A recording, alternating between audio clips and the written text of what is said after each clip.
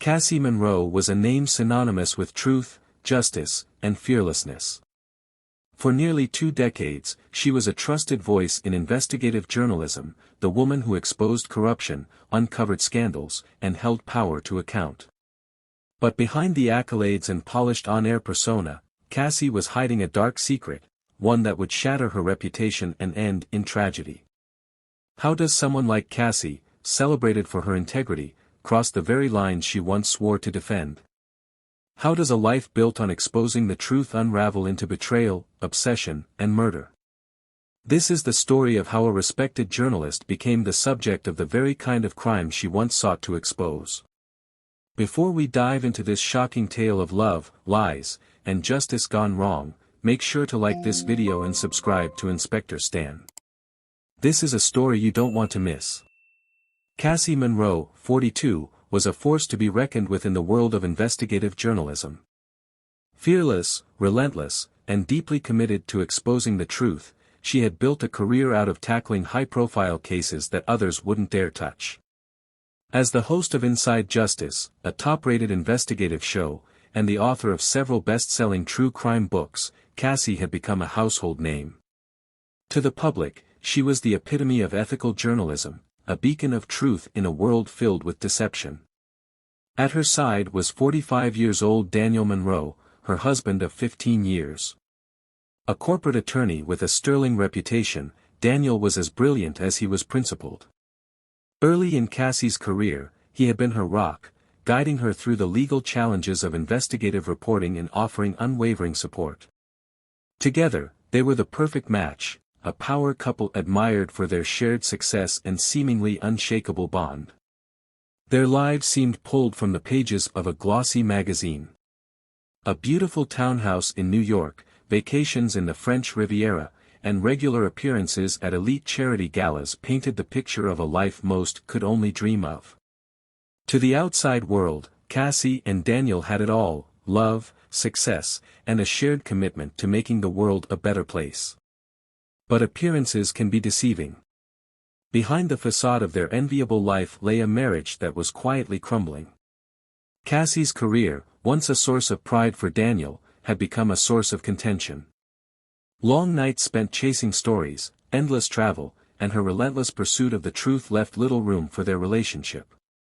Daniel, once her biggest cheerleader, began to feel like an afterthought, a role he resented more with each passing year. The arguments grew more frequent, the silences more telling. Cassie's focus on her work seemed to eclipse everything else, and Daniel's frustration simmered beneath the surface. In their picture-perfect townhouse, amid the glittering remnants of their public life, the cracks in their marriage were widening. From the outside, they still appeared to be the quintessential power couple. But inside, the illusion of perfection was falling apart, and neither of them knew just how far it would go. Cassie Monroe's life took a dark and irreversible turn the day she met Jordan Miller. It was supposed to be a routine assignment, another high-profile case for her to dissect on Inside Justice. The case involved a gang-related homicide at a local high school, a brutal reminder of the violence plaguing urban communities.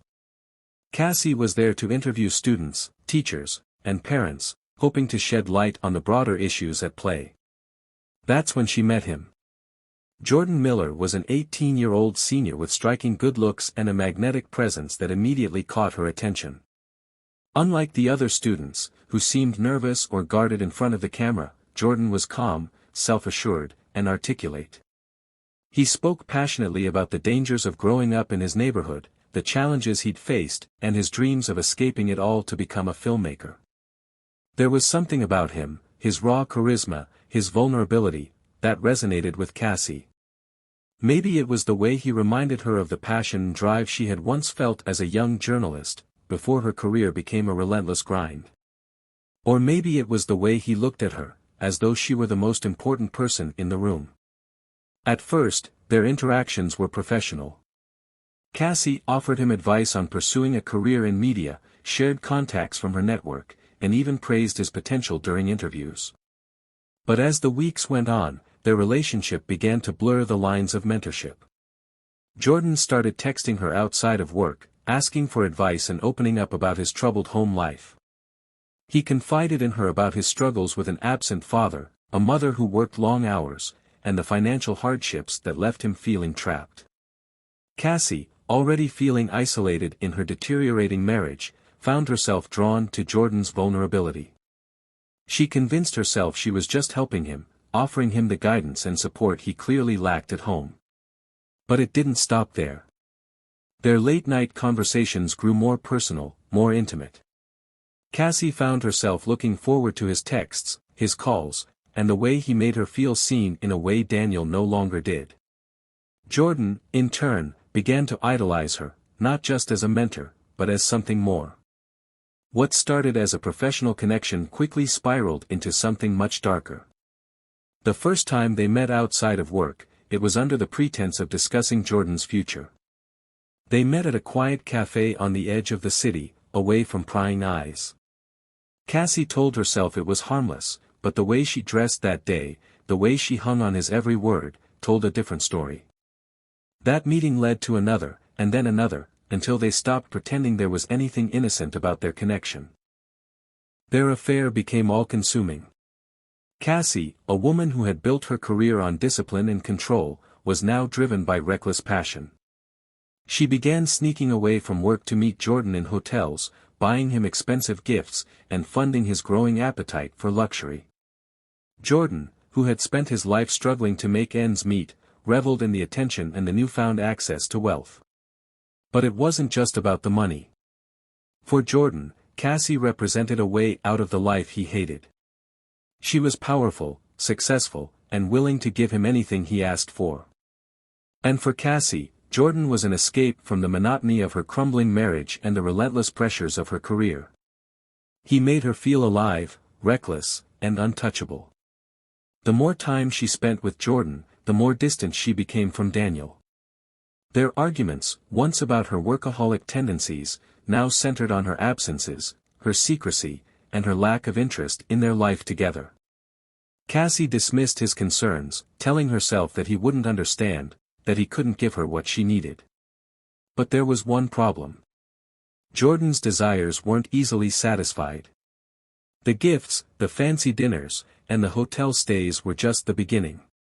He wanted more: fast cars, luxury vacations, and the freedom to live without limits. Cassie, blinded by her obsession, was willing to do whatever it took to keep him happy. And that was when the plan began to form. At first, it was just a fleeting thought, a whispered temptation in the back of her mind. Daniel's $1 million life insurance policy was enough to change everything. It could give her and Jordan the life they both wanted. It could be the solution to all her problems. All she had to do was get rid of her husband. Cassie Monroe's double life was spiraling out of control, and with it came mounting pressure. Jordan Miller's expensive tastes, designer clothes, extravagant dinners, luxury gadgets, were quickly draining her resources. Cassie's lucrative salary as a journalist couldn't keep up, especially with the secrecy she had to maintain. Every dollar she spent on Jordan was another step closer to financial ruin. But Cassie wasn't willing to lose him. Jordan had become an addiction, a high she couldn't live without. The thought of going back to her stagnant marriage and unfulfilled personal life was unbearable. She needed a way to keep Jordan happy, to fund the life he dreamed of, a life she was desperate to be part of. That's when her thoughts turned to Daniel's $1 million life insurance policy. It wasn't just a safety net, it was a golden ticket to freedom. The money could solve everything: wipe out her financial struggles, secure Jordan's loyalty, and finally free her from a marriage that felt like a prison. At first, the idea horrified her. Cassie had built her entire career on exposing criminals, fighting for justice, and holding the corrupt accountable. The thought of crossing that line was unthinkable. But the more she obsessed over it, the more it began to feel not only possible, but inevitable. She rationalized it as a necessary evil, a sacrifice for her happiness, her future, and her love for Jordan. Once the decision was made, Cassie's investigative instincts kicked in. Planning Daniel's murder became just another case for her to solve, another challenge to conquer. She started by researching poisons, spending late nights reading articles and case studies about substances that were effective and difficult to detect. Cyanide quickly became her weapon of choice. It was fast-acting, deadly in small doses, and, if administered correctly, could mimic the symptoms of a heart attack or natural causes. But Cassie didn't stop there. She pored over forensic reports, dissecting real-life cases where killers had slipped through the cracks. She studied how they had been caught, what mistakes they'd made, and how she could avoid them. She read about staging crime scenes, the psychology of grieving spouses, and the intricacies of police investigations. Cassie knew she couldn't act rashly. The plan had to be meticulous, foolproof. She began laying the groundwork, carefully planting the seeds of doubt in Daniel's mind about his health. Over weeks, she started slipping microdoses of cyanide into his morning coffee. The effects were subtle at first: fatigue, nausea, headaches. Cassie feigned concern, urging him to see a doctor, knowing full well that his symptoms would be dismissed as stress-related. Daniel trusted her. Even as their marriage faltered, he couldn't imagine his wife, the woman he had supported and loved for years, could be capable of such betrayal. Cassie played the role perfectly, attentive, concerned, and supportive, while secretly setting him up for his demise.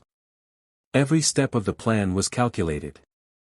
She monitored his schedule, noting when he would be most vulnerable. She made sure to keep her digital tracks clean, deleting searches, erasing emails, and even using burner devices to cover her trail. She practiced her alibi, rehearsing her reactions, her lines, the tears she would shed when the time came. But Cassie wasn't just plotting a murder. She was crafting a story, a narrative that would exonerate her and keep suspicion at bay. She planned to stage the scene as a botched home invasion, one that would explain Daniel's death while absolving her of any involvement. It was, in her mind, the perfect crime. As the weeks turned into months, Cassie grew more confident. Every detail had been accounted for, every possible scenario considered. She convinced herself that she was in control, that she could pull this off and walk away unscathed. But no matter how meticulous her plan, one thing remained unpredictable: the human element.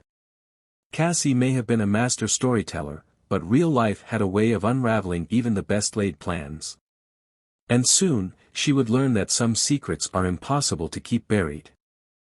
The night of February 12th was cold and quiet, the kind of evening that seemed perfect for rekindling lost intimacy. Or at least, that's what Cassie Monroe wanted Daniel to believe. She had spent the day meticulously setting the stage for what she called a reconciliation dinner, a ploy to lower his guard and put the final steps of her plan into motion. She chose his favorite dishes, preparing them with care, and set the dining table with the good china they rarely used. A bottle of his favorite red wine sat breathing in the center, a symbol of peace after weeks of tension. Cassie had rehearsed every word, every expression. Tonight, she would play the role of a loving wife trying to mend a fractured marriage. Daniel arrived home tired, his usual vigor dulled by the symptoms Cassie had been subtly inducing over the past few weeks. She greeted him warmly, apologizing for their recent arguments and insisting that tonight was about starting fresh. Her demeanor was so convincing, so genuine, that even Daniel, an astute attorney with a sharp eye for deception, believed her. As they sat down to dinner, Cassie poured 2 glasses of wine, discreetly adding a lethal dose of cyanide to his glass. She watched him closely as he sipped, her heart pounding but her face betraying nothing. The poison worked quickly, faster than she had anticipated. Within minutes, Daniel began to falter, his words slurring, his hand trembling as he reached for his glass. "Cassie. I don't feel right," he muttered, his voice weak and strained. Feigning panic, she rushed to his side, urging him to sit down and rest. But as his body began to seize, as his breathing became shallow and labored, the mask slipped. Her eyes grew cold, her movements calculated. When Daniel collapsed to the floor, Cassie grabbed a plastic bag she had stashed nearby. Straddling his weakened body, she pulled it over his head, tightening it around his neck to ensure there would be no chance of survival. He struggled weakly, his eyes wide with confusion and betrayal, before finally going still. For a moment, the house was silent, save for the sound of her own heavy breathing. She stared down at Daniel's lifeless body, the man who had once been her partner, her biggest supporter, now reduced to an obstacle she had removed. But there was no time to dwell. Cassie snapped into action, staging the scene as a botched robbery.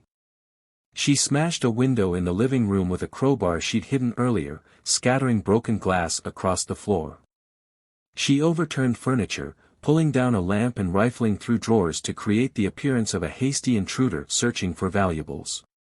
Every detail was deliberate, every move calculated to sell the illusion. She even made sure to scuff the floor near the broken window with the soles of her shoes, simulating the tracks of an intruder. By the time she was done, the house looked convincingly ransacked. Finally, Cassie picked up her cell phone and dialed 911. Her voice was frantic, her sobs rehearsed but convincing. "Help. My husband, he's unconscious. I just got home, and the house, someone broke in." The dispatcher tried to calm her, asking her to check for a pulse, but Cassie refused, claiming she was too afraid to touch him. She wanted the first responders to find the scene exactly as she had left it, chaotic, heartbreaking, and seemingly authentic. As she hung up the phone, Cassie glanced at Daniel's body one last time, her tears now genuine. Not tears of remorse, but of relief. It was done. The plan she had agonized over for months was finally complete. But for all her planning, all her meticulous attention to detail, Cassie had overlooked one crucial fact: no crime is ever truly perfect. And while she thought she had erased every trace of her guilt, the truth was already beginning to unravel, even as the sound of approaching sirens filled the air. The investigation into Daniel Monroe's death initially pointed to a robbery gone wrong. The police noted the shattered window, the disarray in the living room, and Cassie's emotional, panicked 911 call. Her reputation as a respected journalist with close ties to law enforcement lent credibility to her account. To the world, she was the grieving widow, blindsided by tragedy, and her tearful public appearances only reinforced this image.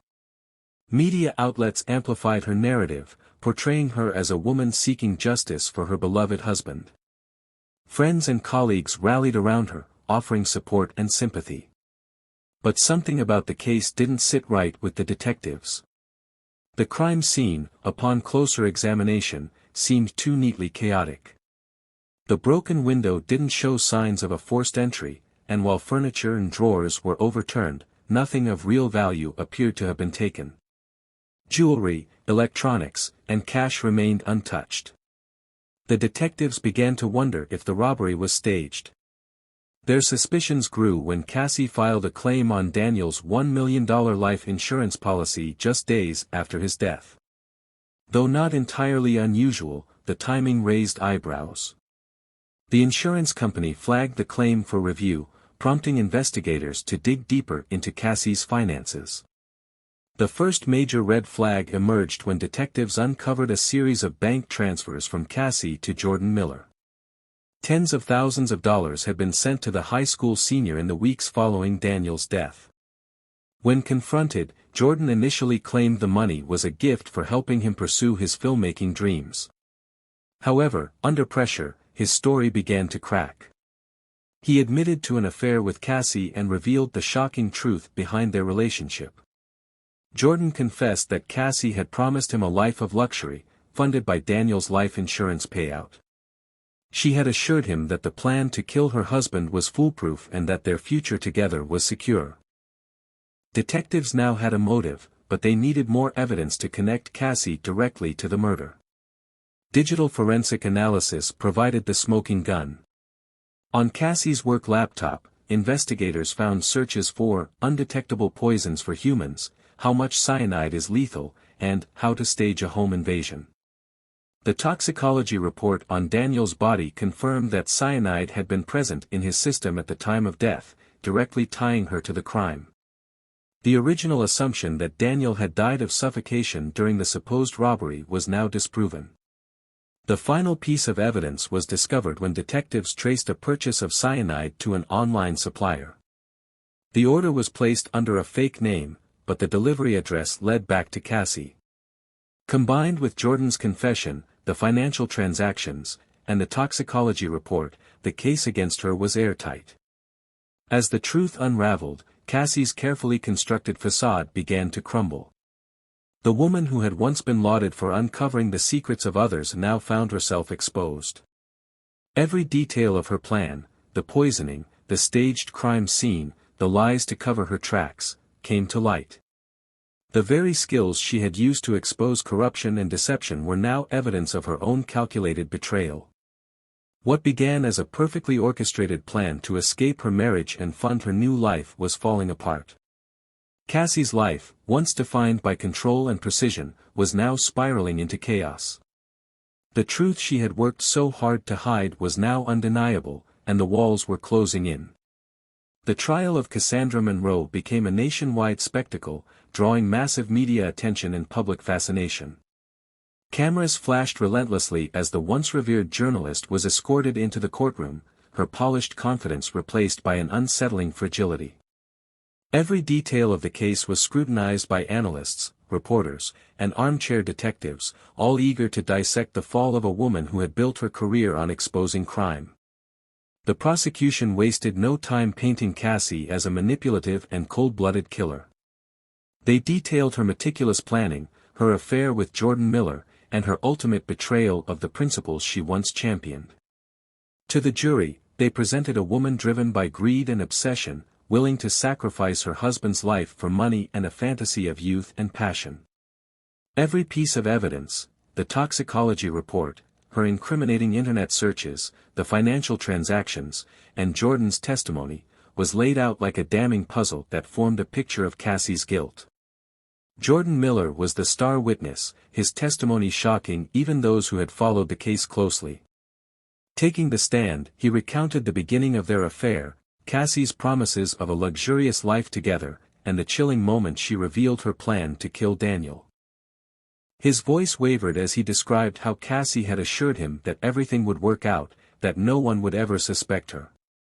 His testimony was devastating, painting her as a woman consumed by obsession and capable of unspeakable acts.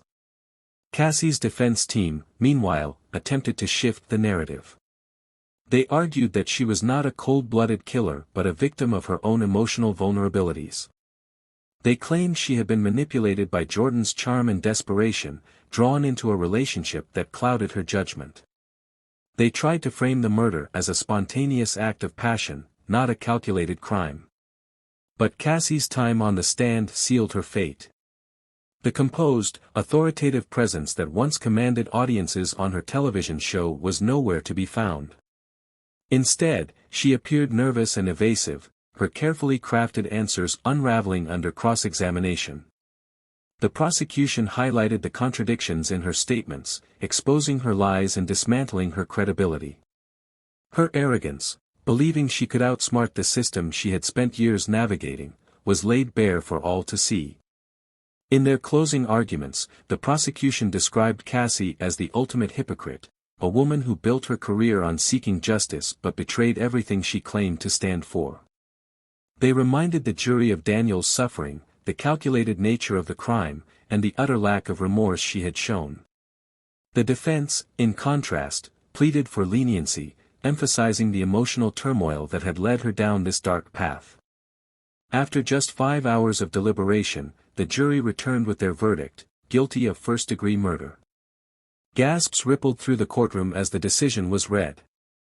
Cassie's face, once a mask of composure, crumbled in despair. The judge, in delivering her sentence of life in prison without the possibility of parole, condemned her actions as a calculated betrayal of trust, love, and morality. He spoke of the immense harm she had caused, not just to Daniel and his memory but to those who had once trusted and admired her. The courtroom drama ended, but the public's fascination with Cassie's story continued. Her case became a symbol of how power, arrogance, and obsession can corrupt even the most celebrated figures. For Cassie, the woman who had once been the voice of justice, there would be no redemption. Only the echoing irony of spending the rest of her life behind bars, the very place where so many of her stories had once ended. Cassie Monroe's story is a haunting tale of ambition, obsession, and betrayal. A woman who had spent her career seeking truth and justice ultimately fell victim to her own arrogance and desires, crossing the very lines she once swore to uphold. Her fall from grace is a stark reminder that even the brightest facades can conceal the darkest secrets. She was celebrated as a beacon of integrity, but behind closed doors, she was plotting a crime that would shock the world and destroy everything she had built. What drove her to believe she could outsmart the system she knew so well? Was it arrogance, desperation, or the blinding pull of obsession? These questions linger as a sobering reminder of the lengths people will go to when consumed by greed and passion. Do you think Cassie truly believed she could get away with it, or was she blinded by her obsession and confidence in her own abilities? Share your thoughts in the comments, we'd love to hear your take on this shocking case. If you found this story gripping, make sure to like, share, and subscribe to Inspector Stan for more incredible tales of betrayal, obsession, and justice. Until next time, stay curious, stay safe, and remember, sometimes the truth is stranger than fiction.